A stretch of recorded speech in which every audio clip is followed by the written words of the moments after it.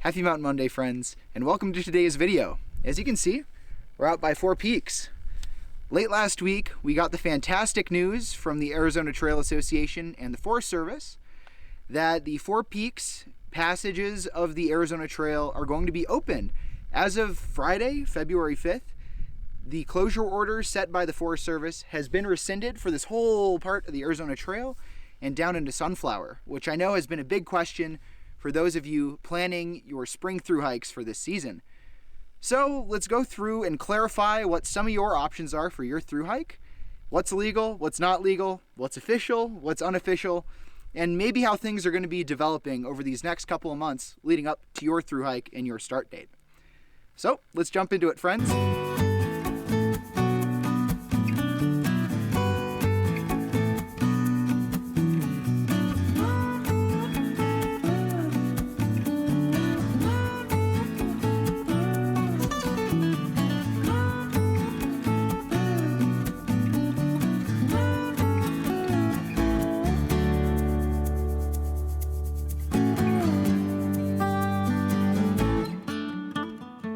In June of 2020, the bushfire started from a vehicle fire in one of the nearby ATV areas in the desert close to Highway 87. This fire ended up burning over 190,000 acres of Tonto National Forest, and the vast majority of that fire burned in the Four Peaks wilderness area. Close to 100,000 of those acres were in that wilderness area where the Arizona Trail traverses. It was finally extinguished in July, but we hadn't had a lot of good rain since then, and because of the fire now, there has been so much destruction to the soil and the area surrounding the Arizona Trail that make it extremely hazardous for travel. As you can see in some of this video, the areas that have burned out just next to the Four Peaks Road out here have deep ravines that have already been cut in them from the few rainstorms that we've had since the fire. The fire reduces the soil's ability to stay together, and so it allows it to erode a lot quicker. So if you're caught out in this part of the trail during a very bad rainstorm, there could be mudslides and flash floods that could really be dangerous to you, and they could come out of nowhere. Even if it's miles and miles away up a hill, that rain could be coming down and it could come into your campsite in the middle of the night or do some really dangerous things. So you really got to be careful when in this area. So between July and now February, this whole area of trail has been closed. So what have they been doing out there? The Forest Service, the Arizona Trail Association, and other trail crews have gone out and stabilized a lot of the soils in spots where they think mudslides and other really bad trail conditions could be a distinct possibility. But there is still a lot of work that needs to be done, and the Arizona Trail Association is currently looking for volunteers to help out up there. I'll leave some links down in the description if you want to try and help out. Please do, because this beautiful part of the trail, it's one of the most iconic parts of the Arizona Trail, and it really needs some TLC right now after this horrible, horrible fire that burned through here. We need to be so grateful that now this area has reopened, and just driving through below the mountain here, you can see there's a lot of life coming back. Some of the burnt stumps of these huge manzanita bushes and sugar sumac bushes have already started to grow new green life from the roots of these huge charred, what used to be stands of brush like this. So it's really awesome to see nature slowly recover and heal from such a horrible disturbance. I need to do a distinct video on recovery from fire and how that soil health actually does it, but in one of my Arizona Trail thru hike videos out in the Superstitions, you can check it out up there, I did talk a little bit about soil health and how that recovery happens when I was hiking through the Woodbury fire in the Supes, and that fire happened in 2019. I'll include a timestamp in the video description so you can check that out.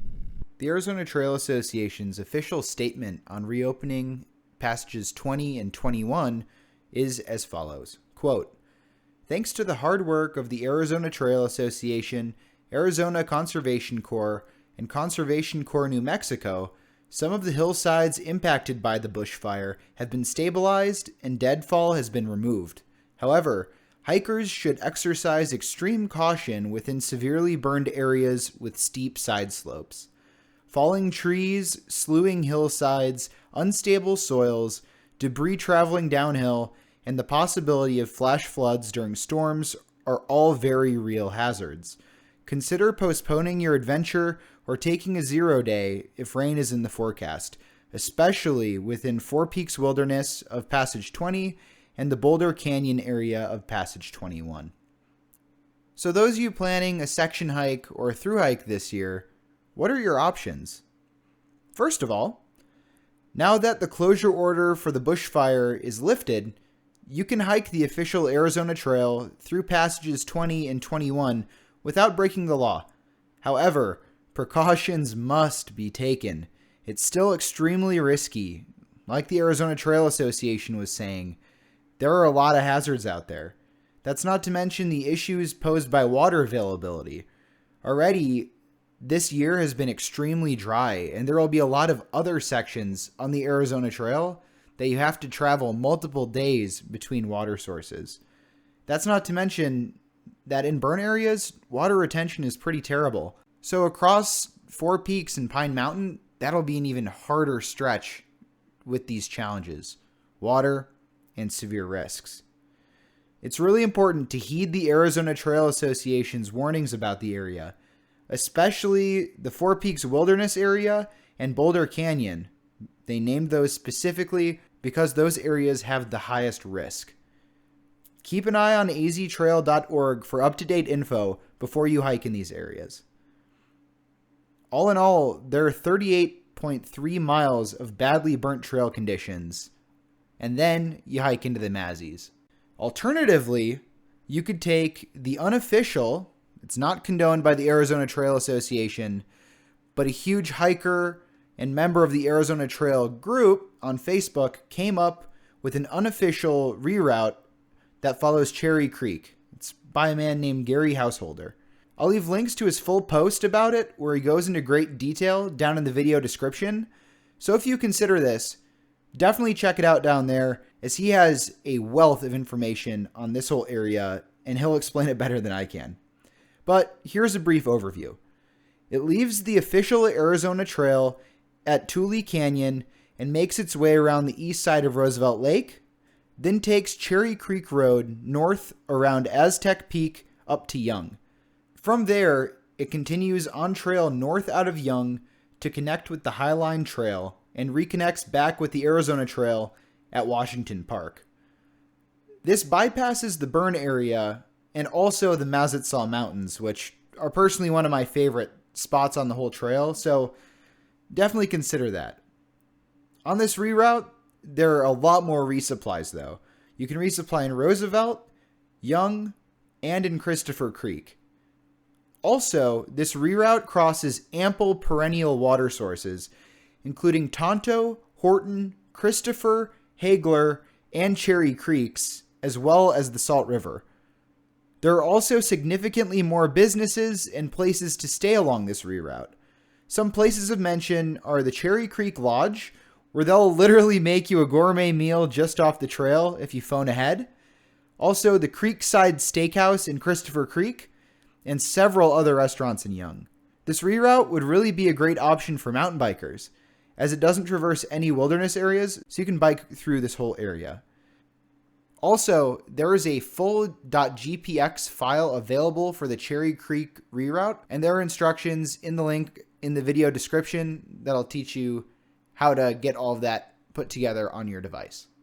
The reroute covers approximately 130 miles, whereas the official Arizona Trail traverses approximately 145 miles. So you lose about 15 miles of trail, but it seems a lot safer to avoid the huge burn area from the bushfire, as well as the Mazzies, being it's a pretty dry year. I'm fairly confident there will be ample water in the Mazzies because they have gotten some really good snow and rain recently, but it's still kind of up in the air, especially for the fall season this year. I'd say above all else, it is extremely important to have a solid plan for water this year because of how dry it's been and because of how badly fire has impacted the Arizona Trail. Definitely keep an eye out for information on aztrail.org and on the Guthook app. The 2020 fire season for the Arizona Trail was very destructive, and there were more than 3 major fires that impacted the trail. I have a whole video on that I did that you can also see up here in the corner. Click that card, and it goes through the Bighorn Fire, the Bush Fire, and the Mangum Fire. The Bighorn Fire hit close to Mount Lemmon. The Bush Fire, obviously the Four Peaks area, and the Mangum Fire was up close to the Utah-Arizona border at the northern terminus. After my thru hike in 2019, the trail has significantly changed. And these changes, a thru hiker just has to deal with what comes. And a lot of these fire disturbances raise even more issues for water availability on the trail. So it's even more crucial that you have a plan for your water out on the trail. I also have a video that you can check out up there called 5 Tips for Your Arizona Trail Thru Hike, and I go through some of the methods for water caching on there. You might want to give that video a look as you plan your hike. Thank you so much for watching today's video. If you enjoyed it, please hit that like button down there so you can tell the YouTube algorithm that you appreciate my work, and we'll get some more people watching these videos, and that would help me out a bunch. And if you think I earned it, hit that subscribe button down there as well so you can be here for my future videos, Arizona Trail content, and other hiking in Arizona. Again, thank you so much for watching today's video. I'll see you guys in the next one. Stay groovy.